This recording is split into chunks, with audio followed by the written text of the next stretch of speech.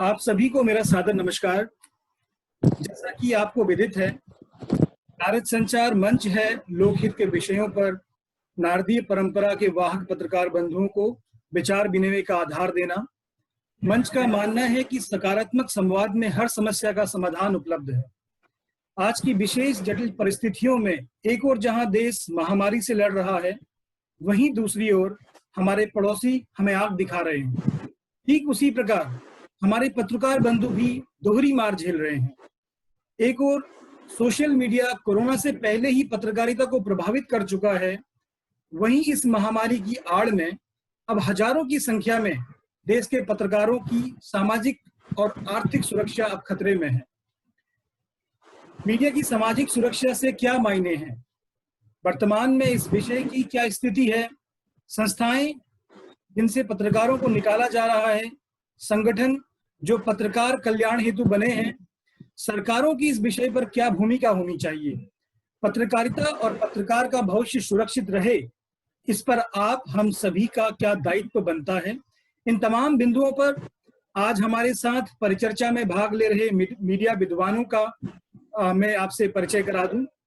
हमारे पहले प्रतिभागी हैं संपादक, पत्रकार, भाषाविद, लेखक श्री राहुल देव जी, जिन्होंने पायनियर के साथ अपने करियर की शुरुआत की। आप द वीक, माया, जनसत्ता, आज समाज और साप्ताहिक इंडिया न्यूज के संपादक रहे। आपने न्यूज चैनल आज तक और सीएनईबी का भी नेतृत्व किया है। आप लोकसभा में मानद सलाहकार के रूप में अपनी सेवाएं दे चुके हैं। आपको गत वर्ष सकारात्मक हिंदी पत्रकारिता का हरिदत्त शर्मा पुरस्कार से सम्मानित किया गया है। आदरणीय राहुल देव जी का मैं स्वागत करता हूं। नमस्कार। बहुत धन्यवाद। और हमारे आज के दूसरे प्रतिभागी भारतीय जनसंचार संस्थान के पूर्व महानिदेशक आदरणीय केजी सुरेश जी हैं, जो कि लगभग 3 दशकों से मीडिया क्षेत्र में कार्यरत हैं। आपको प्रेम भाटिया फेलोशिप प्राप्त हुआ, पीआरएसआई लीडरशिप अवार्ड से आप सम्मानित हुए हैं। मार्च 2015 में जब सियोल में वर्ल्ड मीडिया कॉन्फ्रेंस हुआ था, तब आप भारत का प्रतिनिधित्व करने वाले एकमात्र पत्रकार थे। आप राष्ट्रीय अंतर्राष्ट्रीय स्तर पर देश के मीडिया का प्रतिनिधित्व करते रहते हैं और वर्तमान में आप देहरादून में university of petroleum and energy studies में डीन पद पर कार्यरत हैं। आपका स्वागत है सुरेश जी, नमस्कार। और हमारे तीसरे प्रतिभागी भारत हुआ मोदी में किताब के लेखक, जो 2 दशकों से भारतीय जनता पार्टी और संघ परिवार पर पैनी नजर रखने वाले आदरणीय श्री संतोष कुमार जी हैं। इनकी खोजपरक रिपोर्टिंग को देश में पत्रकारिता का सर्वश्रेष्ठ राम नायक गोयनका पुरस्कार एवं प्रेस काउंसिल ऑफ इंडिया का राजा राम मोहन पुरस्कार से आपको सम्मानित किया जा चुका है। वर्तमान में आप स्वतंत्र पत्रकार एवं लेखन कर रहे हैं। आप दैनिक भास्कर, इंडिया टुडे तथा दैनिक नवज्योति को अपनी सेवाएं दे चुके हैं। बिहार के मधुबनी के छोटे से गांव से आकर वर्तमान में आप पत्रकारिता में अपनी एक अलग पहचान बनाई है, जो कि हिंदी के युवा पत्रकारों के लिए प्रेरणा स्रोत है। और आज के इस कार्यक्रम का संचालन हिंदी पत्रकारिता के प्रभावशाली युवा चेहरों में से एक रितु तोमर जी हैं, जो कि बीते लगभग 1.5 वर्षों से द वायर से जुड़ी हुई हैं। महिला और समसामयिक मुद्दों पर आप लिखती रहती हैं। इससे पहले समाचार आईएनएस में आप जुड़ी हुई रही। मैं रितु जी से अनुरोध करता हूं, आज के इस गंभीर विषय पर कृपया आप अपना इस कार्यक्रम की बागडोर संभालें। रितु जी। जी, बहुत बहुत शुक्रिया ब्रजेश जी। मैं आज की इस खास परिचर्चा में पैनल के सभी सदस्यों का हार्दिक स्वागत करती हूं। आज की इस परिचर्चा में हम बात करेंगे मौजूदा परिदृश्य में पत्रकारों की सामाजिक सुरक्षा की। यूं तो हर सरकार जो है वो पत्रकारों की सुरक्षा की बात करती है, लेकिन किस तरह की सुरक्षा? वो राजनीतिक सुरक्षा भी हो साथ में, क्योंकि हाल फिलहाल के सालों में कुछ ऐसी घटनाएं सामने आई हैं जहां पर पत्रकारों का लगातार उत्पीड़न, उनका अत्याचार, उनका दमन हो रहा है। तो आर्थिक सामाजिक सुरक्षा के साथ साथ क्या पत्रकारों के राजनीतिक सुरक्षा की भी जरूरत है यहाँ पर, इस पर भी हम बात करेंगे। इसके अलावा ऐसी बहुत सारी तमाम रिपोर्ट्स आई है जहां पर ये सामने आ चुका है कि ऐसे कई आंकड़े सामने आए हैं जहां पर ये साफ हो चुका है कि पत्रकारों पर हाल के दिनों में जो है वो अत्याचार की घटनाएं बढ़ी हैं। लेकिन हम सबसे पहले बात करेंगे कोरोना वॉरियर्स की, क्योंकि पत्रकार खुद कोरोना वॉरियर्स है। लेकिन सबसे पहले मेरा सवाल जो है वो राहुल जी से है।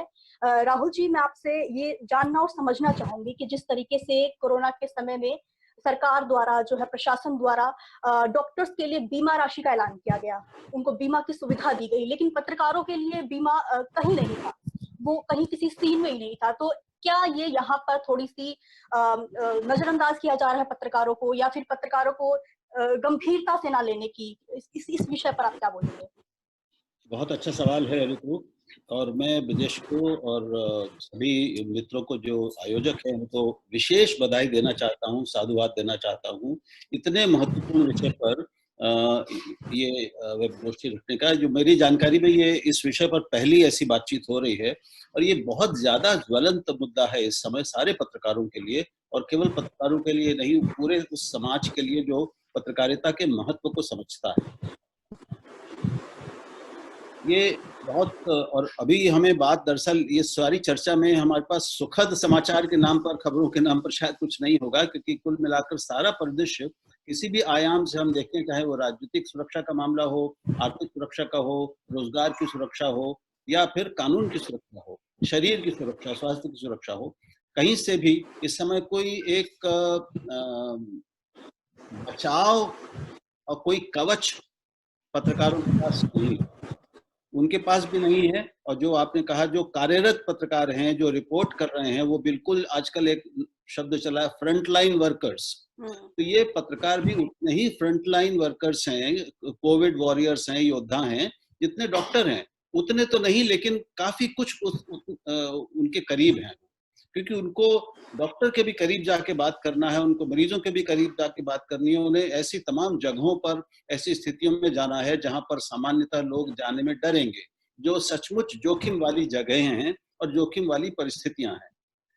तो ये जो उनका धर्म है कि जहां खबर है वहां जाकर चीजों को देखना और दिखाना और बताना, ये करते हुए जो वो खुद जो कोविड का जोखिम खुद उठा रहे हैं, इसमें सबसे पहली जिम्मेदारी उनके संस्थानों की है कि वो ये न्यूनतम नहीं, एक अच्छी खासी बीमा की सुरक्षा, बीमा का कवच अपने सभी पत्रकारों को दें, खास तौर पे जो संवाददाता है। वैसे तो सबको देना चाहिए, क्योंकि संवाददाता जाते हैं और उसके बाद वापस अगर वो अपने दफ्तर में आते हैं तो वहां पर भी वो स्वयं भी एक वाहक हो सकते हैं वायरस के, तो हम जानते हैं इस पूरे वायरस की प्रकृति जैसी। लेकिन उनके लिए तो दुगनी से भी ज्यादा जरूरत है इस कवच की, क्योंकि उनका वो इसके बगैर काम ही नहीं कर सकते। और ये बहुत दुखद है और दुर्भाग्यपूर्ण है कि हमारे बड़े से बड़े मीडिया संस्थानों ने सबसे ज्यादा तत्परता दिखाई है नौकरियों से निकालने में पत्रकारों को, अपनी आर्थिक सुरक्षा बनाए रखने में। और ऐसे संस्थानों में जिनके पास पैसे की कोई कमी नहीं है, वो अगले 25 साल तक अपने अपने सारे पूरी टीमों को रख सकते हैं और उनको वेतन दे सकते हैं। लेकिन ये जो बुनियादी सुरक्षा है, ये भी देने की जिम्मेदारी उन्होंने महसूस नहीं की है। ये बेहद दुर्भाग्यपूर्ण और कड़वी बात है जो हमें स्वीकार करनी होगी। लेकिन ये अकेले उनकी जिम्मेदारी नहीं है, मैं समझता हूँ कि ये सरकारों की भी उतनी ही जिम्मेदारी है, क्योंकि सरकार जो भी कर रही है, सरकार के सारे प्रयास, सरकार द्वारा जो जो हमारे विशेषज्ञों द्वारा सावधानियां लोगों को बताई जा रही हैं, ये सब लोगों तक पहुंचाने का काम भी मीडिया कर रहा है, ये पत्रकार कर रहे हैं। तो वो एक तरह से समाज का ही काम कर रहे हैं, वो सरकार का काम कर रहे हैं, वो केंद्र सरकार का और राज्य सरकारों का, स्थानीय प्रशासन सबका काम कर रहे हैं। और इसके लिए उनको बुनियादी कवच और सुरक्षाएं दिया जाना अनिवार्य होना चाहिए। अभी मैं यही कहूँ। जी, केजी सुरेश जी, अगला सवाल मेरा आपसे है। मैं ये जानना चाहूंगी कि अभी हालिया एक रिपोर्ट आई है, रिपोर्ट राइट्स एंड रिस्क की रिपोर्ट है, जिसमें पता चला है कि लॉकडाउन के दौरान 25 मार्च से 31 मई के बीच लगभग 55 पत्रकारों के, देश के 55 पत्रकारों के खिलाफ जो है वो मामले दर्ज हुए हैं, कुछ की गिरफ्तारियां हुई हैं, मारपीट हुए हैं, जिसमें से 2 अभी भी पुलिस की हिरासत में हैं। एक तरफ प्रधानमंत्री जी लॉकडाउन जब शुरू हुआ था उस दौरान उन्होंने पूरे देश को आश्वासन दिया था कि किसी की भी नौकरियां नहीं जाएंगी, चाहे वो किसी भी क्षेत्र से जुड़ा हुआ इंसान ही क्यों ना हो। लेकिन मीडिया संगठन में ऐसे तमाम संगठनों ने, छोटे से लेकर बड़े संगठनों तक, तमाम नौकरियां वहां पर गई हैं। क्रॉस कटिंग के नाम पर पत्रकारों को निकाला गया है। ऐसी भी घटनाएं सामने आई हैं, समाचार सामने आए हैं जहां पर पता चला है कि द्वेषपूर्ण तरीके से भी पत्रकारों की छटनियां की गई हैं। लेकिन यहाँ पर जो मीडिया संगठनों जिनकी जिम्मेदारी बनती है इस मुश्किल भरे वक्त में पत्रकारों का साथ देने की, वहां पर उनसे आय का स्रोत छीना जा रहा है। तो केजी सुरेश जी, इस पर आप क्या मानते हैं? क्या ये यहाँ पे थोड़ा सा एक दोयम क्या बोलते हैं उसको, दोयम व्यवहार निकलकर सामने आया है मीडिया संगठनों का? बिल्कुल, धन्यवाद रितु जी, और बधाई आयोजकों को, ब्रजेश जी को और अन्य साथियों को कि बहुत ही एक महत्वपूर्ण विषय पर यह आयोजन किया। और मुझे ये इसलिए, मेरे लिए ये बहुत दिल के करीब है क्योंकि मैं मीडिया ट्रेड यूनियन मूवमेंट में बहुत सक्रिय रहा हूँ। मैं खुद, जब मैं पीटीआई में था तो confederation of PTI employees unions का लीडर रहा हूँ। उसके बाद national union of journalist, Delhi journalist association, मैं कई भूमिकाओं में रहा हूँ, सचिव से लेकर कई पदों पर मैं रहा हूँ। और मुझे बड़े अफसोस के साथ, हम लोग वेज बोर्ड मूवमेंट भी लड़े, और जिस दिन पीटीआई में कॉन्ट्रैक्ट शुरू हुआ उस दिन जब ये बताया गया कि सबको कॉन्ट्रैक्ट में आना है, तो मैंने इस्तीफा दे दिया। मैंने कहा कि मैं कॉन्ट्रैक्ट में नौकरी नहीं करूंगा। इसलिए मैं दो बातें यहाँ कहना चाहूंगा। अभी मेरे सामने ये 2 ही दिन पहले एक पत्र, ये इंडिया टुडे ग्रुप में इंटरनल मेल है जो मेरे कुछ साथियों ने मुझे भेजा। ये अरुण पुरी जी का मेल है। I remain optimistic about our future, but the cost structure have to be adjusted to the new ground reality. भूमिका देखिए, smart organization, even empires adapt to new circumstances. Otherwise, they end up in the dustbin of history. We need to do this to continue to provide quality journalism on a sustainable basis. I would also like to mention here that we had already taken steps to make Business Today future ready by making it a digital first publication, while continuing to bring out fine magazine that remains the leader in its genre. The lifestyle publications have done a tremendous job of addressing to the new reality and have been producing digital only edition. Ab kaam ki baat. Regrettably, as the current situation unfolds, we are forced to take unprecedented steps to make all our magazines viable. Some publications, editorial and business initiatives will cease. Accordingly, we would be reducing our staff strength. Those we have to part ways will be informed individually. Further, starting this month, there will be a reduction in staff salaries across the board, with senior members of our teams taking the biggest cuts. यानी कि 8 से 15 लाख रुपए salary लेने वाले, उनका cut होगा 20%। जो बेचारा 10-15 हजार रुपए ले रहा होगा उसका होगा 10%। हाँ, तो उनके लिए फर्क लाइफस्टाइल में पड़ता है, इनका तो बेसिक लाइफ में ही पड़ता है, लाइवलीहुड में फर्क पड़ता है। Our HR department will communicate. I do hope you understand the circumstances that have made us take this difficult decision. I acknowledge the valuable contribution of those who have to go. I look forward to your understanding and support. वो आपको understanding और support दे दिया है।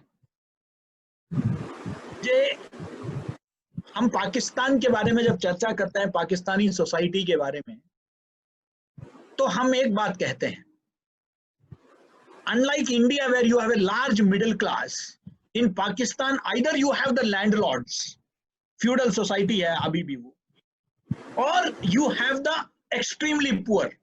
ये middle class नहीं है, वहां होगा कोई, मतलब बहुत भारत की तरह नहीं है।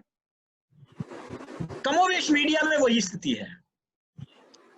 एक बहुत बड़ा फ्यूडल क्लास है अपर, जो लाखों में तनख्वाह कमाती है, जो एक माइनॉरिटी है, और एक जो बहुतायत बहुसंख्यक जो मीडिया कर्मी है, उनको वो सैलरीज जो मिनिमम वेज में आती है उतना भी नहीं मिलती है।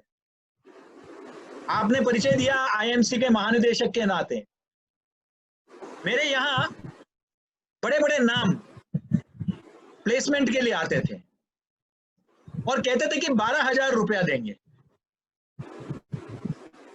12,000 मिनिमम वेज के अनुसार दिल्ली में ड्राइवर या कोई भी मिनिमम वेज में जो है 16,000 रुपए बनता है, 15 से 16,000 रुपए, लेकिन आप पत्रकार को देंगे 12,000 रुपए।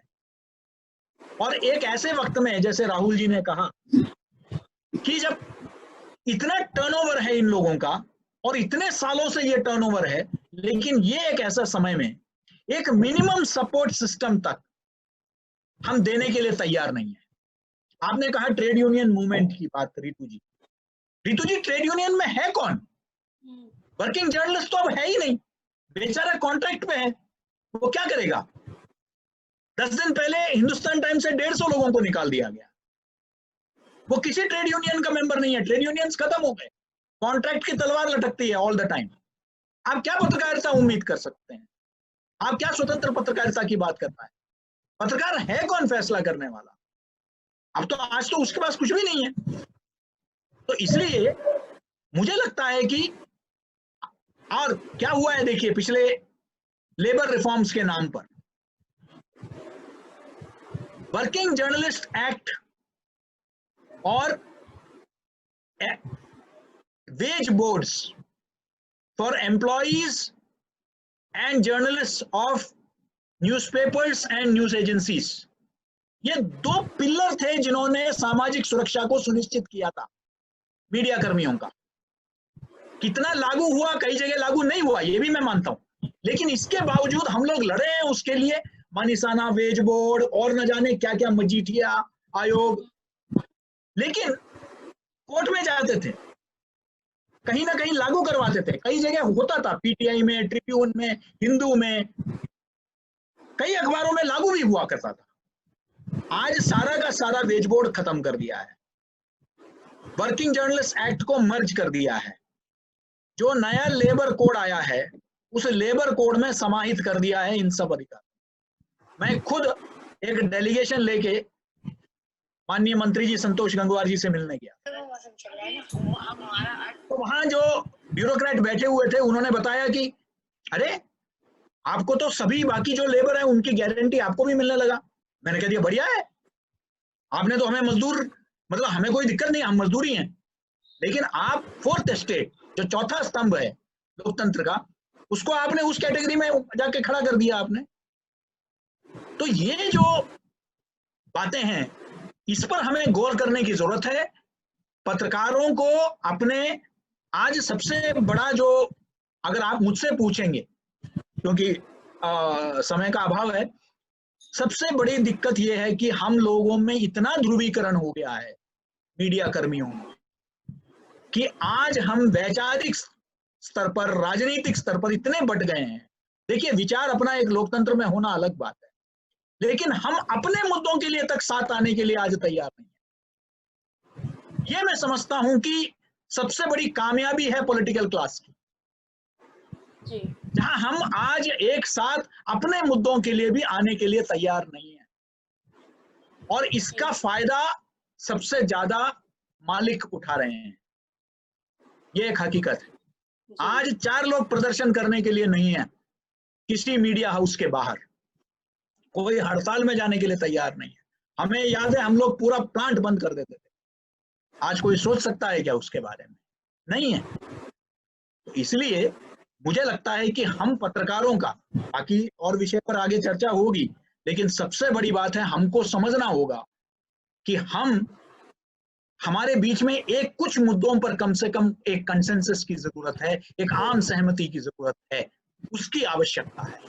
इतना ही मैं फिलहाल कहना चाहता हूँ। धन्यवाद। मैं अब संतोष जी के पास आना चाहूंगी, और संतोष जी, मैं आपसे समझना चाहूंगी कि हाल के कुछ वर्षों में स्वतंत्र पत्रकारिता, निष्पक्ष पत्रकारिता, ये जो टर्म है ये बहुत ज्यादा सुनने में आया है। स्वतंत्र पत्रकारिता हो भी रही है, लेकिन पत्रकार बचेगा तभी तो पत्रकारिता होगी। यहाँ तो आजकल पत्रकारों को निशाना बनाया जा रहा है। अगर मैं आंकड़ों की बात करूं तो सबसे ज्यादा उत्तर प्रदेश की बात करें, उत्तर प्रदेश में सबसे ज्यादा पत्रकारों को निशाना बनाया गया है। अभी हाल ही में हमारे पास एक स्क्रोल की जो एग्जीक्यूटिव एडिटर थी, उनके खिलाफ एक FIR दर्ज की गई। उससे पहले द वायर के ही संपादक थे, उनके खिलाफ जो है वो यूपी में मामला दर्ज किया गया। तो इस तरह की जो तमाम घटनाएं हैं, जो पत्रकारों के खिलाफ लगातार FIR दर्ज हो रही है, गिरफ्तारियां भी हो रही है, हिरासत में लिया जा रहा है, एक तरीके से एक मेंटली हैरेसमेंट की जो स्थिति है जो पत्रकारों के साथ वो बढ़ गई है। तो उसकी वजह आप क्या मानते हैं? क्या सरकार का बदलना, सरकार के बदलने के साथ नीतियां बदल जाती हैं, तो क्या पत्रकारिता जो है वो पूरी तरीके से पॉलिटिकल ओरिएंटेड हो गई है? आप क्या मानते हैं? धन्यवाद ऋतु जी।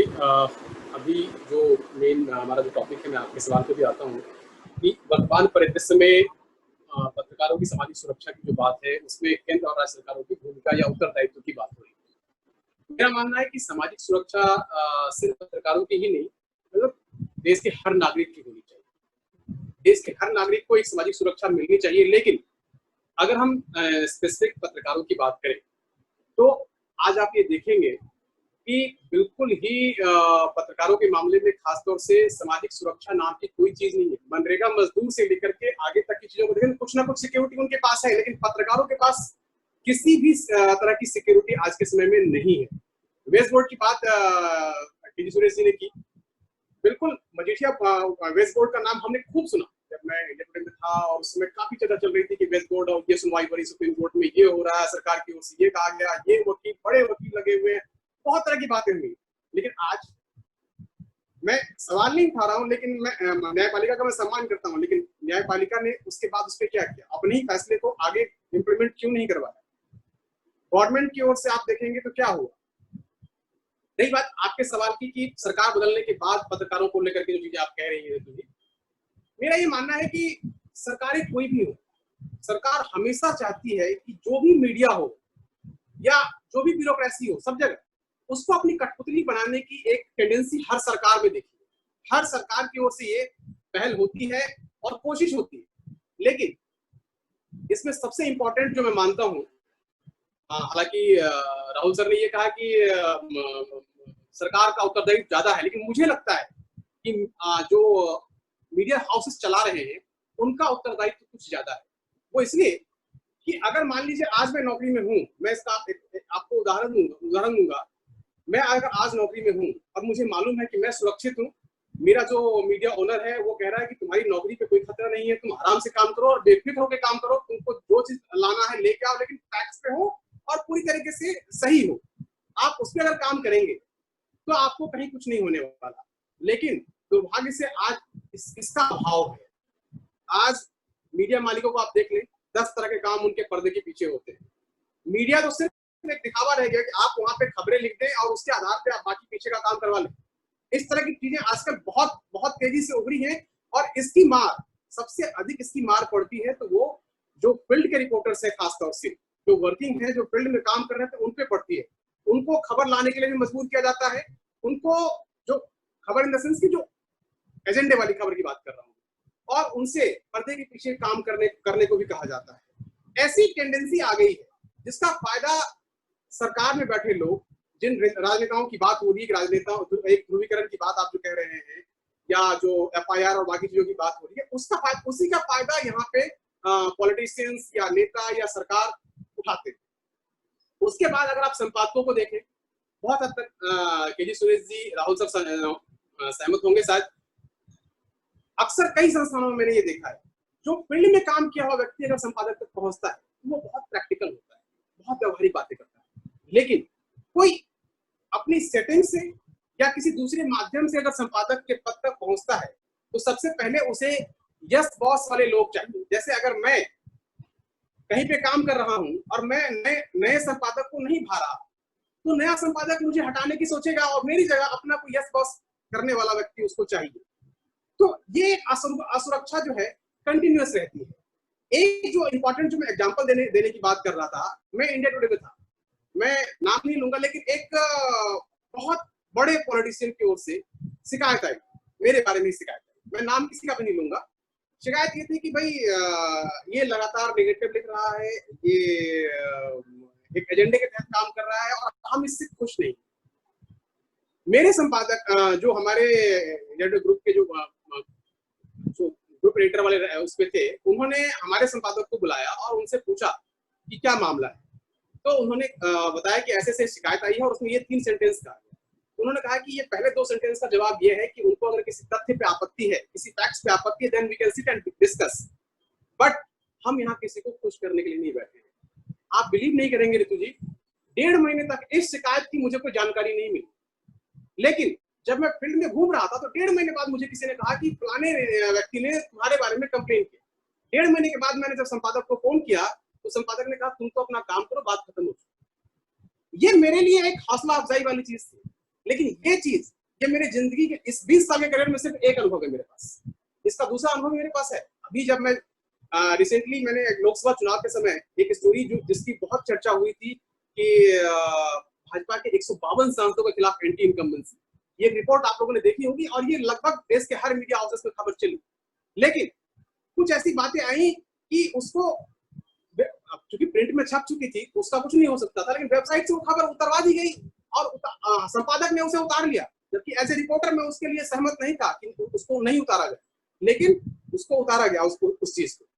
तो मेरा जो कहने का मतलब है कि कहीं ना कहीं नौकरी और सैलरी की जो असुरक्षा है, खासतौर से मीडिया हाउसेस की तरफ से, मीडिया हाउसेस ज्यादा जिम्मेदार है।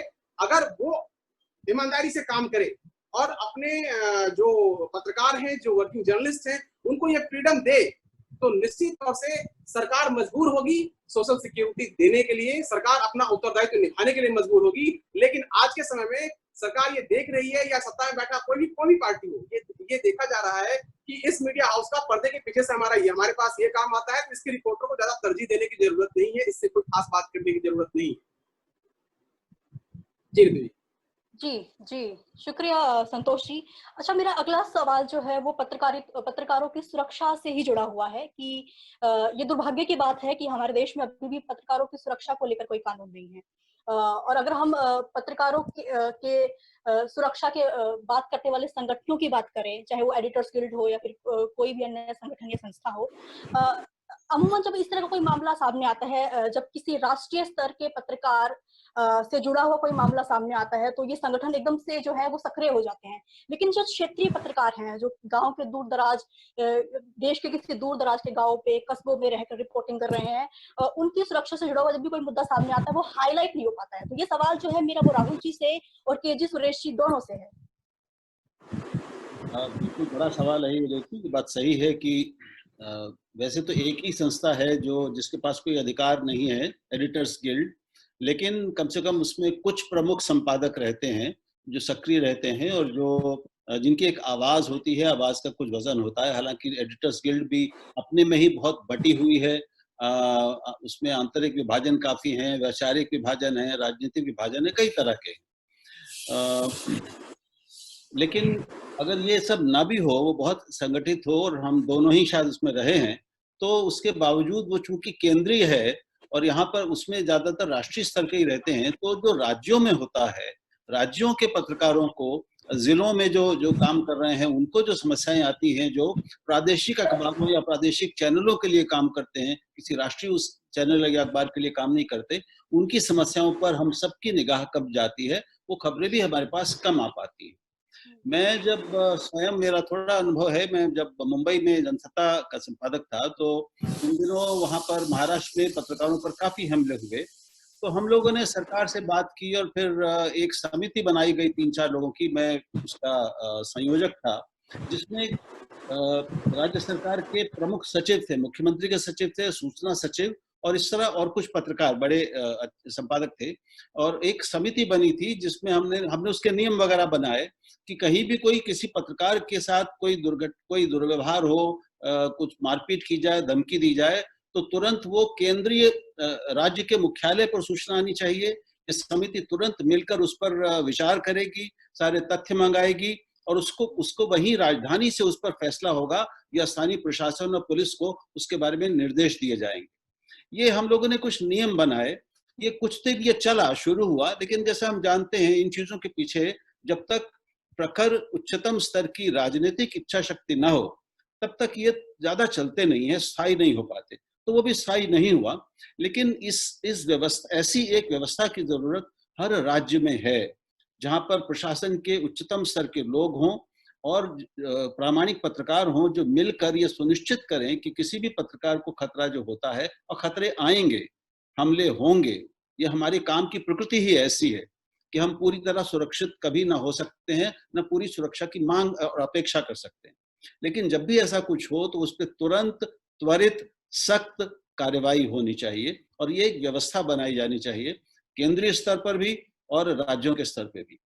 इसमें पत्रकार संगठन जो ट्रेड यूनियंस हैं, सुरेश ने बताया, सुरेश का बहुत अच्छा अनुभव है, मैं भी खुद शामिल रहा हूं, ऐसे एनयूजे में रहा हूं, तो वो अब निश्चित ही बहुत कमजोर हो गए हैं, लेकिन वो खत्म नहीं हुए हैं, तो वो अब भी मैं समझता हूं कि एक भूमिका निभा सकते हैं और इनको, पत्रकारों को कानूनी मदद की भी जरूरत होती है। तो एक हम उनको कानूनी मदद दिला सकें ऐसे सभी पत्रकारों को, उनके ऊपर और आर्थिक बोझ ना हो जाए, वो अकेले ना पड़ जाएं अदालतों से और पुलिस से निपटने के लिए, ये भी सुनिश्चित करना जरूरी है। और ये सब तभी हो सकता है जब एक राष्ट्रीय स्तर पर एक व्यवस्थागत सांस्थानिक व्यवस्था बनाने के बारे में प्रमुख लोग सोचें। जी जी जी, केजी सुरेश जी, आपकी क्या राय है? जी, मेरा देखिए इस विषय में मैं काफी हद तक राहुल जी के साथ सहमत हूँ। देखिए जिस तरीके से मैंने पहले भी कहा कि ध्रुवीकरण इतना हो गया है, वो हर मीडिया बॉडी में वो दिखता है।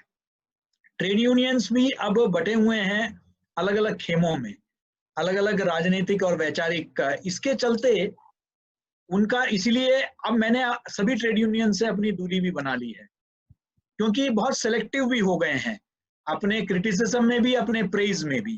अगर एक दल विशेष का एक सरकार विशेष ने किया है तो वो अच्छा है, दूसरे सरकार विशेष ने किया है तो वो गलत है। इस तरह की एक सोच भी ग्रसित हो गए हैं, जिसके चलते फिर मीडिया की ऑब्जेक्टिविटी खत्म हो गई है। और इसलिए मेरा ये मानना है कि देखिए, आज के परिस्थिति में मुझे तो नहीं लगता कि अब कोई हृदय परिवर्तन होगा और ये सारा कुछ सब ठीक हो जाएगा। इसमें अगर हम कुछ कर सकते हैं तो हम प्रेस काउंसिल ऑफ इंडिया, इसको हम एक व्यापक मीडिया काउंसिल ऑफ इंडिया में तब्दील करें और इसको एक दंतहीन बाघ कहते हैं, एक टूथलेस टाइगर, इसको हम कुछ पावर्स दें। कासाई जुडिशियल तो कहते हैं, समनिंग का पावर जरूर है लेकिन पीनल प्रोविजंस नहीं है, जिसके तहत इसके पास वो अधिकार होना चाहिए कि वो अखबारों का, चैनलों का लाइसेंस को रद्द कर दें। जिस तरीके से बार काउंसिल ऑफ इंडिया बार के, यानी कि लीगल एजुकेशन के कॉलेजेस से लेकर एक व्यक्ति अगर प्रैक्टिस करना चाहता है कोर्ट में तो लोकल बार काउंसिल से उसको जो है उसको लाइसेंस लेना पड़ता है, उसका लाइसेंस रद्द किया जा सकता है। मेडिकल काउंसिल का लाइसेंस के बगैर एक डॉक्टर नहीं प्रैक्टिस कर सकता, अब वो एनएमए में बदल गया है। लेकिन इस तरीके का कोई ना कोई एक बॉडी है, हम लोगों का कोई बॉडी नहीं है। और इस कारण से नाम के लिए तो एक पीसीआई है, लेकिन अभी तक पीसीआई ने कोई सफलता, पहले तो कम से कम ये होता था कि कोई गलत बयानी, कोई गलत रिपोर्टिंग छपती थी तो उस पर वो स्ट्रिक्चर पास करता था तो अखबार कम से कम उसको छाप देता था, अंदर के पेज में ही सही। अब तो वो उतना भी बॉदर्ड नहीं है, वो कहते हैं अरे पीसीआई का आया है, क्या फर्क पड़ रहा है। वो इसलिए क्योंकि उसमें पीनल प्रोविजंस नहीं है, जबकि उसका प्रतिनिधित्व मालिकों का प्रतिनिधित्व भी है, पत्रकारों का भी है, ट्रेड यूनियंस का भी है, रिप्रेजेंटेटिव बॉडी है, पब्लिक पर्संस का भी है। इसके बावजूद वो कारगर नहीं साबित हुई। पूरे विश्व भर में, यूके में भी है, अन्य लोकतांत्रिक मुल्कों में भी एक ओम्बुड्समैन का एक भूमिका है। हमारे मुल्क में चौथे स्तंभ का जो है इस तरीके से नहीं है, और मैं समझता हूं कहीं ना कहीं, और ये एक कमी है जिस पर हमको सोचने की जरूरत है। और हम बड़े गर्व के साथ हम अपने मीडिया स्कूल्स में भी पढ़ाते हैं कि right to freedom of speech and expression under article 19(1)(a), ये हम अनुच्छेद 19(1)(a) के अंतर्गत ये है। लेकिन अमेरिकन कॉन्स्टिट्यूशन में specific right to free press है। उसी तरीके से मेरा ये मानना है कि वो समय आ गया है जब हम सब अपने राजनीति से ऊपर उठकर हम ये डिमांड करें कि हमारे देश में भी एक लोकतंत्र, हम एक इवॉल्विंग डेमोक्रेसी है और हम काफी इवॉल्व हो चुके हैं, और हमारे उस वैश्विक लोकतांत्रिक हमारी जो पहचान है उसके अनुकूल हमारे संविधान में भी संशोधन होकर right to freedom of press, ये एक अलग राइट ये है फंडामेंटल राइट्स में शामिल होने की जरूरत है, एक फ्री प्रेस का राइट। एक बार ये हो जाता है तो इससे बहुत कुछ निकल के आएगा। आप जब उसे डिराइव करते हैं जो आम नागरिक को मिला हुआ है तो उसमें वो बातें नहीं होती है।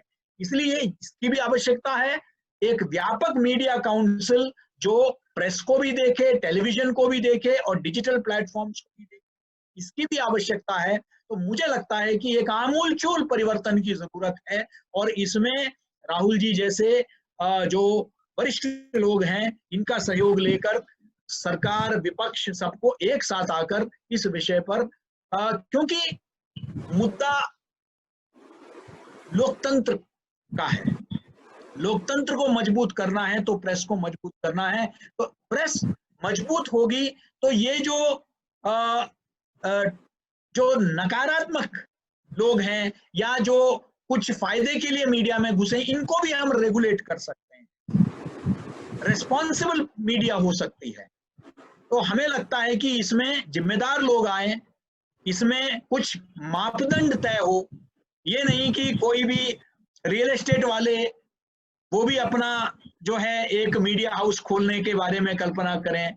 इसमें मुझे लगता है कि इस सब पर एक सोच, एक आमूलचूल परिवर्तन की जरूरत है, तब जाकर ही ये बदलाव आएगा। समय लगेगा लेकिन मुझे लगता है कि जरूर हो सकता है, असंभव नहीं है। जी सुरेश जी। अच्छा संतोष जी, एक सवाल मेरा आपसे है कि पत्रकारों के सामने बाहरी चुनौतियां तो है ही, उसके साथ साथ अंदरूनी चुनौतियां भी है, मीडिया संगठनों से जुड़ी चुनौतियां। तो हाल के दिनों में ये जो चुनौतियां है वो कितना बढ़ी है या कितना घटी है, इस पर आपकी राय है क्या है? और दूसरा सवाल इसी से जुड़ा हुआ मेरा आपसे ये है कि आप लगातार रिपोर्टिंग करते रहे हैं, जैसा आपने बोला आपका 20 सालों का अनुभव है, आपने तमाम तरह की रिपोर्टिंग की है। क्या अब जो रिपोर्टिंग का जो स्तर है क्या वो घट रहा है? पहले जिस तरह की रिपोर्टिंग हुआ करती थी, अब डेस्क से सारा काम चल रहा है, डेस्क रिपोर्टिंग जिसको हम बोल रहे हैं आजकल, वो ज्यादा सुनने में मिल रही है। निश्चित तौर से डेस्क रिपोर्टिंग वाली चीजें ज्यादा हो चुकी हैं। डेस्क आज के समय में डिसाइडिंग भूमिका में होता है, क्योंकि अमूमन पहले होता है कि पत्रकार जब फील्ड में जाता है तो एक उसकी अपनी विश्वसनीयता, हमने कई ऐसी खबरें देखी है जिसको डेस्क जब एडिट करने बैठता है उसको उस फील्ड की कोई जानकारी नहीं होती, लेकिन वो इस तरीके से एडिट करने लगता है कि उस खबर की पूरी आत्मा मर जाती है। तो निश्चित तौर से ये गिरावट भी कह सकते हैं या फिर एक समय की मांग भी कह सकते हैं। लेकिन जो अभी केजी सुरेश जी कह रहे थे कि एक चौथे स्तंभ की बात हो रही थी और राहुल सर ने भी कहा, तो निश्चित तौर से एक स्ट्रक्चर की कमी है हमारे पास। हम बात तो करते हैं कार्यपालिका, विधायिका, न्यायपालिका, ये तो है, और जब मीडिया को चौथा स्तंभ कहा जाता है तो कई बार मैंने मन में कई बार सोचा, मैंने चौथा स्तंभ कहा तो जाता है, लेकिन ये बिल्कुल वैसे ही जैसे कि बच्चा रो रहा हो, उसको झुंझुना उसके सामने घुमा दो तो वो शांत हो जाए, चुप हो जाए। आप चौथा स्तंभ कह तो दे रहे हो, लेकिन चौथे स्तंभ वाली बात है कहाँ इसके अंदर? आप कहाँ उसको वो कार्यपालिका, न्यायपालिका और विधायिका में जो भी एक बार आ गया उसका जीवन सुरक्षित है, लेकिन अगर आप चौथे स्तंभ की बात कर रहे हैं, पत्रकारों का जीवन कहाँ सुरक्षित है? सरकारें बदलती हैं, सत्ता बदलती है तो एक आक्रमण होता है। ध्रुवीकरण की बात की सुरेश जी ने की। निश्चित तौर से बहुत सारी ऐसी दिक्कतें हैं पत्रकारों के सामने, जो आज के समय में सबसे बड़ी समस्या हेल्थ की है। इस कोविड के दौर में भी आप देखेंगे, जैसा आपने शुरुआत में ही कहा कि वो बीमा जो 50 लाख बाकी लोग कोरोना वॉरियर वर्कर्स को, फ्रंट लाइन वर्कर्स को दिया गया, वो पत्रकारों के लिए नहीं हो पाया, जबकि वो ज्यादा उसमें जूझ रहा है चीजों को, डॉक्टर के पास जाना, मरीजों के पास जाना, जैसे सर ने कहा। तो निश्चित तौर से एक दिक्कत है। तो निश्चित आज के समय में पत्रकारों के लिए सबसे बड़ी जो सुरक्षा की चीज है वो है हेल्थ सिक्योरिटी देना, सोशल सिक्योरिटी देना। कई बार जैसे कुछ लोग पेंशन की भी बात करते हैं, पेंशन निश्चित तौर से जो अगर एक स्ट्रक्चर बन जाए, इस तरीके से कार्यपालिका, न्यायपालिका, विधायिका सबका एक स्ट्रक्चर है, अगर किसी तरीके से एक स्ट्रक्चर तैयार हो जाए तो ये सेटअप में आ सकता है, वो चीजें हो सकती है। लेकिन अक्सर ये होता है कि जो मेरी समझ है कि सरकारों से ज्यादा, मैं बार मानता हूँ कि सरकारों से ज्यादा उत्तरदायित्व जो मीडिया संस्थान रन कर रहे हैं, जो चला रहे हैं, ये मेरा अनुभव है कि वो बिल्कुल अगर ईमानदारी से एक मिशन मोड में अगर पत्रकारिता करें तो निश्चित तौर से चीजें अपने आप बदल जाएंगी। आपको बहुत ज्यादा प्रयास नहीं करना पड़ेगा। लेकिन आज के संदर्भ में अगर हम देखें तो आज ये स्थिति नहीं है। मैंने जैसे शुरुआत में आपसे कहा कि मतलब माफी चाहूंगा, मैं बोलना नहीं चाह रहा हूँ सबको, लेकिन आज भी बहुत हद तक जातिवाद, अपनावाद, चमचावाद, इस तरह की चीजें, सॉरी टू से ये वर्ड मैं इस्तेमाल कर रहा हूँ, लेकिन ये आज के दौर में है और बेहद मजबूती से है। इसको मैंने बहुत अभी सर ने भी कहा और केजी सुरेश जी ने वो इंटरव्यू का लेटर पढ़ के सुनाया। मेरे पास भी डेली ऐसा कोई दिन नहीं होता होगा जो मेरे पास फोन नहीं आते हो कि आज मेरी यहाँ से नौकरी चली गई, कल मेरी यहाँ से नौकरी चली गई, इन्होंने इतने समय का नोटिस दिया। और लास्ट वेबिनार में हम लोगों ने, ब्रजेश जी को याद होगा, हमने चर्चा की थी, हमने कहा था कि पत्रकारों से ये लिखवाया जा रहा है कि हम व्यक्तिगत कारणों से इस्तीफा दे रहे हैं, ये मजबूर किया जा रहा है उनसे, और आप नहीं करेंगे तो एज पर रूल आपको सिर्फ हम नोटिस पीरियड का बेसिक सैलरी देंगे। अगर आप ये लिख के देंगे तो आपको हम फुल सैलरी देंगे, 2 महीने की, 1 महीने की, जो भी नोटिस पीरियड होता है। ये एक नई चीज उभर के आ रही है। मतलब आप कहने की कोशिश करें कि मीडिया संगठनों की तरफ से ही लगातार जो है दमन हो रहा है पत्रकारों को, तो एक सुरक्षा तो मीडिया, वो एक अहम फैक्टर है मेरे हिसाब से। जी जी जी जी। राहुल जी, एक सवाल मेरा आपसे ये है कि पत्रकारिता एक ऐसा क्षेत्र है जहां पर कुछ भी स्थायित्व नहीं है, कोई स्थायीपन इसके अंदर नहीं है। कब पत्रकार की नौकरी चली जाए, कब उसके ऊपर कोई घास गिर जाए, कब आपका बॉस आपसे नाराज हो जाए, कब कोई किसी तरह का पॉलिटिकल प्रेशर आपके ऊपर पड़ जाए। ऐसे में पत्रकारों की सुरक्षा के लिए क्या इसका एकमात्र विकल्प तो मैं नहीं बोलूंगी, लेकिन इसका कारगर उपाय क्या हो सकता है कि किस तरीके से पत्रकारों को एक श्योरिटी दी जाए कि वो अकेले नहीं है, कम से कम हम उनके साथ हैं, समाज उनके साथ है। ऋतु, हमारे मित्र सुरेश ने अभी बहुत महत्वपूर्ण बातें कही थी और बहुत उन्होंने महत्वपूर्ण सुझाव दिए थे। जी। जो आपने सवाल उठाया है ये भी, तब इनका जवाब भी उनमें है जो हम दोनों ने बातें कही है, विशेष रूप से सुरेश ने, कि जब तक एक, और ये समझिए कि ये संवैधानिक व्यवस्था और एक सांस्थानिक व्यवस्था बनानी पड़ेगी। एक व्यवस्था जब बनेगी जिसमें सारे जितने हम स्टेक होल्डर्स कहते हैं वो शामिल होंगे और उस संस्था के पास एक ताकत होगी, तब ये चीजें हो सकती हैं।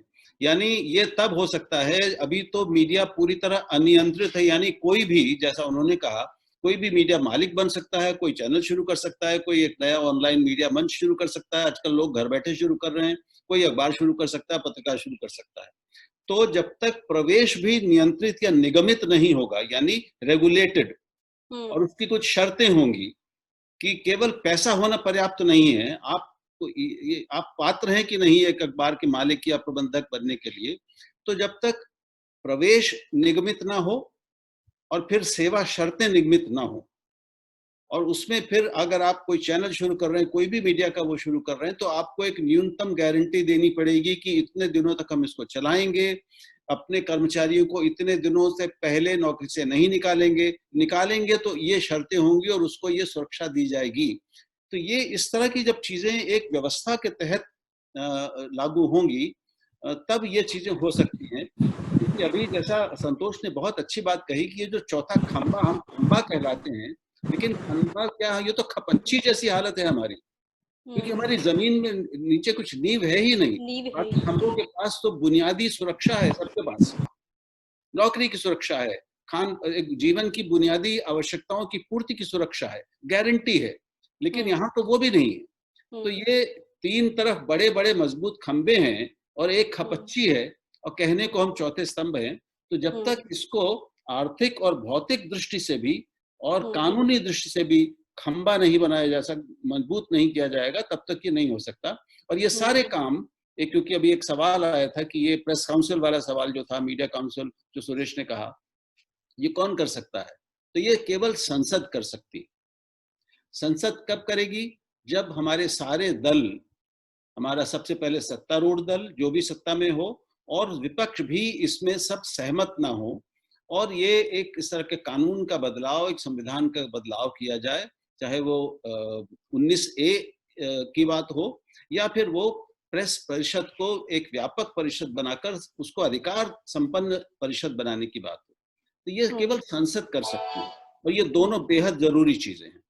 जी जी, हम लोगों के पास समय बेहद कम है। मेरे एक आखिरी सवाल जो मैं तीनों अपने पैनल के तीनों सदस्यों से जो उसका जवाब जानना चाहूंगी। आखिरी सवाल मेरा ये है कि जब से सोशल मीडिया का दौर जो है वो व्यापक हुआ है, सोशल मीडिया एक नया न्यू मीडिया बन के उभरा है, फेक न्यूज जो है वो एक बड़ी समस्या के तौर पर हम सबके सामने आया है। अब तो अमूमन हर संस्थान में एक अलग से डिपार्टमेंट बना दिया है जो कि वो उस चीजों को कैच करता है कि क्या फेक न्यूज है, क्या फेक न्यूज नहीं है। तो केजी सुरेश जी, आप इस पर क्या बोलेंगे कि फेक न्यूज ने पत्रकारिता को कितना बदला है, कितना उसका स्तर जो है वो घटाया है, किस तरीके से पत्रकारिता बदली है फेक न्यूज की वजह से? आज एक ट्वीट जो है, एक फेक ट्वीट वायरल होता है और सारे घटनाक्रम बदल जाते हैं और सारी मशीनरी को उसमें लग जाना पड़ता है क्लैरिटी देने के लिए। रितु जी, सबसे पहला इसमें आवश्यकता है कि कुछ चीजों को डीलेजिटिमाइज करने की जरूरत है। जब आप एक रूमर को न्यूज का दर्जा दे देते हो, सम्मान दे देते हो, तो आपने गलत कर दिया। Fake news for me is an oxymoron. If it is fake, it cannot be news, and if it is news, it cannot be fake. News is a processed product.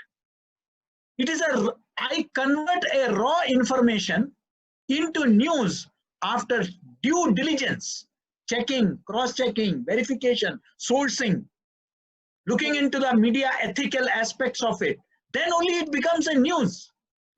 Content, fake कोई बात आती है, उसको आपने news कहते ही लोगों को लगता है अरे ये भी न्यूज है लेकिन ये फेक न्यूज है।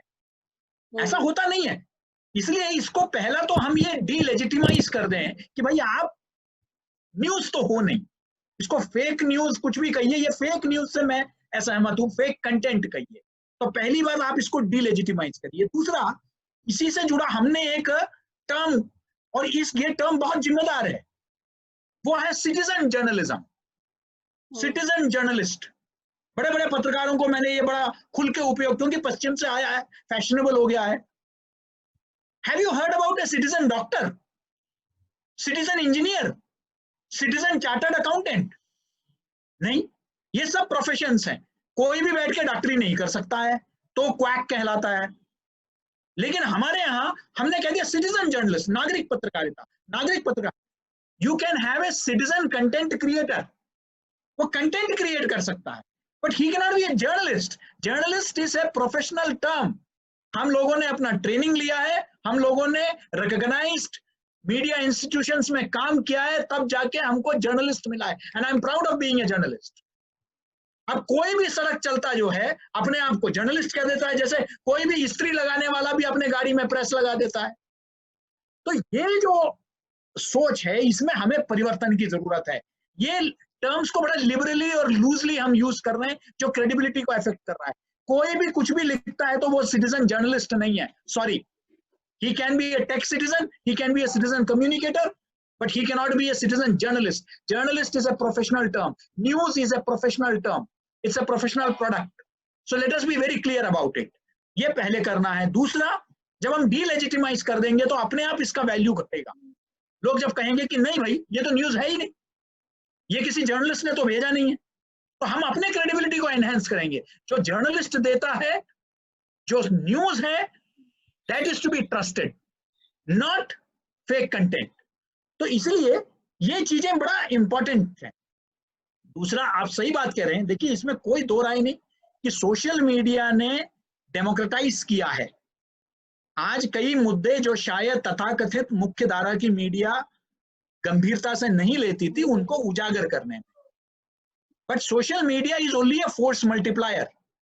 सोशल मीडिया के जो एक्टिविस्ट हैं या जो एक्टिव हैं, उनके पास वो साधन नहीं है, संसाधन नहीं है जिससे वो न्यूज को वेरीफाई कर सके। उनके पास वो एक्सेस नहीं है। इसको लेकर आज सबसे ज्यादा जरूरत है मीडिया लिटरेसी प्रोग्राम्स कंडक्ट करने की। इस देश में right from primary school we should have MLP programmes. Media, चाहे वो टीवी हो, एंटरटेनमेंट हो, बच्चा नर्सरी से लेकर, क्या पैदा होने से लेकर वो कंज्यूम करने लगता है। तो इसलिए मीडिया लिटरेसी प्रोग्राम हर स्कूल करिकुलम में इंटीग्रेट करने की जरूरत है, जहां मीडिया के बारे में हम समझाएं, ताकि तब जाके वो समझे कि कहाँ उसको सही न्यूज मिलेगा और किस तरीके से वो आइडेंटिफाई करेगा। क्योंकि ये सिर्फ न्यूज को लेकर नहीं है, पूरे कंटेंट को लेकर, क्योंकि मीडिया सबसे ज्यादा कंजम्पशन हो रहा है, और खासकर पोस्ट कोरोना युग में जहां लोग आज मोबाइल फोन्स, टीवी, इन पर इतने निर्भर हो गए हैं, तो ऐसे में मीडिया लिटरेसी प्रोग्राम्स बहुत आवश्यक है। ये सिर्फ मीडिया के छात्रों के लिए नहीं, समाज के हर तबके में मैसिव स्केल पे हमको मीडिया लिटरेसी प्रोग्राम्स करने की जरूरत है, और मैं उम्मीद करता हूं कि नारद संचार जैसे संस्थाएं इसमें जो है पहल करेंगी। जी जी, राहुल जी, आप इसमें कुछ और ऐड करना चाहेंगे, कुछ और बताना चाहेंगे? नहीं, मैं समझता हूँ सुरेश ने बहुत विस्तार से, बहुत गहराई से बातें रख दी हैं, उसको छोड़ने की जरूरत नहीं है। बस अंत में ये कि समय आ गया है कि सारे पत्रकार, जैसा सुरेश ने कहा, अपने सारे राजनीतिक विचारधारात्मक मतभेदों को भुलाकर कुछ बुनियादी मसलों पर एक हों और मिलकर आवाज उठाएं। ऐसी आवाज जो मीडिया मालिक भी सुने और सरकारें भी सुने और सारी राजनीतिक दल सुने, ताकि संसद में वो सुधार लाए जा सकें और वो कानून बनाए जा सकें और बदले जा सकें, जिनके बगैर हम इस देश में अच्छी पत्रकारिता संभव नहीं कर पाएंगे। संतोष जी? निश्चित तौर से जो अभी केजी सूरज जी ने कहा सोशल मीडिया के बारे में, सोशल मीडिया को लेकर के अगर मैं ये कहूँ कि एक और थ्रेट, अगर कोविड और असुरक्षा की बात जर्नलिस्टों के लिए आप कर रहे थे, ये सारी चीजें, एक चीज और ये सोशल मीडिया वाला थ्रेट जो है ना, वो मुझे दिखता है क्योंकि वो क्या गया है आज के समय में कि सोशल मीडिया के माध्यम से खबरें बहुत तेजी से स्प्रेड हो जाती हैं, सूचनाएं बहुत तेजी में आगे बढ़ जाती हैं। अल्टीमेटली जो आज के समय में इसका एक कुप्रभाव कह लें कि दौर ये शुरू हुआ है कि हर जो ऊपर बैठा हुआ व्यक्ति है, जो कोऑर्डिनेट कर रहा है या संपादक की भूमिका में है, वो अपने रिपोर्टर्स पे एक दबाव बनाता है कि आप मुझे एक्सक्लूसिव खबर दें। एक एक्सक्लूसिव का एक ऐसा दबाव बनाया जा रहा है, ऐसा प्रेशर क्रिएट किया जा रहा है कि उसकी वजह से खबरें अब क्रिएट की जाने लगी है, फैब्रिकेट की जाने लगी है। मैं आने वाले समय में कुछ उदाहरण दूंगा कि कुछ पुस्तकों के माध्यम से मैं उसको जरूर लिखूंगा कि अब जैसे मैं एक एग्जांपल देता हूं आपको छोटा सा। रिसेंटली कहीं एक घटना हुई कि अभी 3 दिसंबर को एक कार्यक्रम किया गया जिसमें जो बीएस नायपॉल को लेकर कार्यक्रम था कि संघ कैसे पर्दे के पीछे है और किस तरीके से चीजों को, क्योंकि 6 दिसंबर का मामला अब खत्म हो चुका था, 6 दिसंबर को कैसे सेलिब्रेट किया जाए। एक खबर गई और संपादक ने कहा कि अरे इसमें हम ऐसा क्यों नहीं कर सकते कि हम बीएस नायपॉल का इंटरव्यू कर लें। अब वो 1.5 साल पहले जिनकी मौत हो चुकी, आप उनका इंटरव्यू करने के लिए कह रहे हैं। अगर आप मानिए कि यही गलती रिपोर्टर करता तो संपादक क्या करता?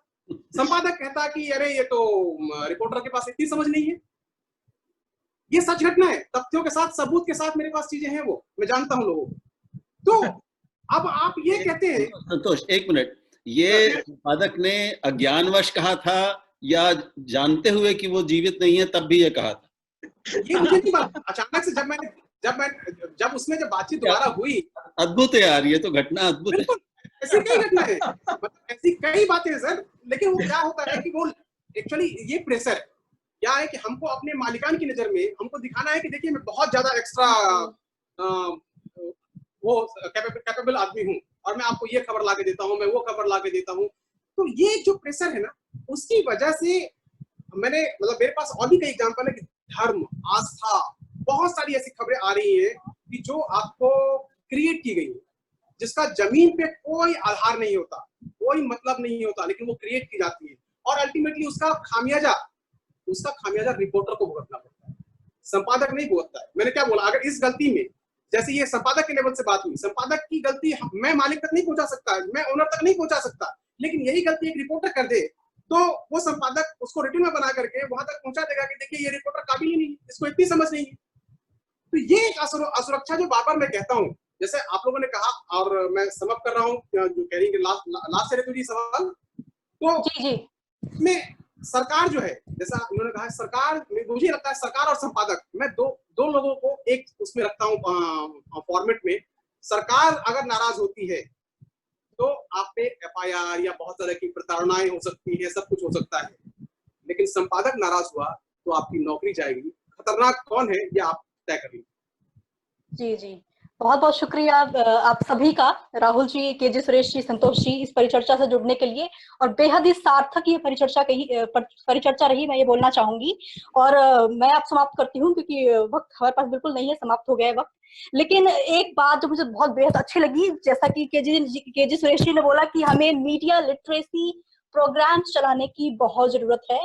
और आज के समय में ये दरकार है, ये जरूरत है, क्योंकि पत्रकार बचेंगे तभी तो पत्रकारिता होगी। पत्रकारिता सर्वोपरि है, पत्रकारों की सुरक्षा सर्वोपरि है। और अब मैं ब्रजेश जी के पास लौटना चाहूंगी। ब्रजेश जी। बहुत बहुत धन्यवाद रितु जी, और मैं सभी पैनलिस्टों का हार्दिक आभार प्रकट करता हूं। खासकर आज के इस पैनल से हमें ये लगा कि एक मीडिया काउंसिल को बनाया जाना चाहिए, मीडिया में रेगुलेशंस बनाना चाहिए।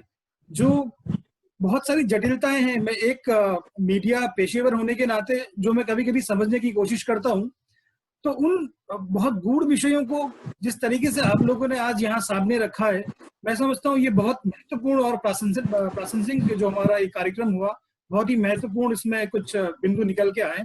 इसके लिए मैं आप सभी लोगों का हार्दिक आभार प्रकट करता हूँ। और खासकर कार्यक्रम के संचालन के लिए रितु तोमर जी, आपका बहुत बहुत धन्यवाद। परिचर्चा में आप सभी विद्वानों ने जो मीडिया सामाजिक सुरक्षा पर अपने विचार रखे, आपने दरअसल इस मंच को आज कृतज्ञ किया।